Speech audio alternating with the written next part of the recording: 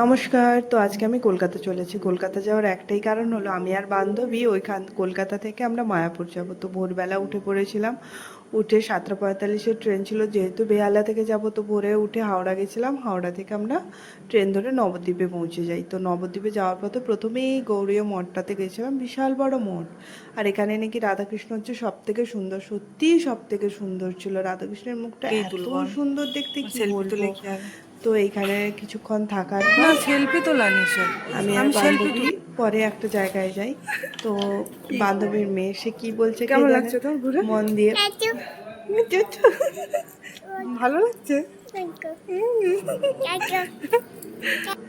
তারপরে আমরা দেখি সেইখানে মঠে দেখুন কত বড় পদ্ম গাছ। পদ্ম গাছ মানে এত বড়, ইয়েতেও হয় না, পুকুরেও হয় না, এখানে এত হয়েছে। তো ওখান থেকে দেখলাম একটা জায়গায় আমাদেরকে নিয়ে গেল, ওখানে নাকি হরিণ থাকে। আমি ফার্স্ট টাইম হরিণকে মাথায় হাত দিলাম। তো আমি আর বান্ধবী একটু ছবি তুলছিলাম। ছবি তোলার পর এটাকে নাকি বলে লক্ষ্মীর ভাণ্ডার। কত বড় আমার সাইজে জিনিসটা। তো এটা গুপ্ত বৃন্দাবনের ভেতরে কৃষ্ণের কিছু লীলা ছিল, এত সুন্দর লাগলো আমার দেখতে। তারপরে আমরা গেছিলাম নিমাইয়ের জন্মস্থানে। তো নিমাইয়ের জন্মস্থান থেকে ঘোরার পর সব থেকে সুন্দর যেটা আমার নবদ্বীপে লেগেছে, এই গৌরনিতাইকে এখানে ঝোলানো।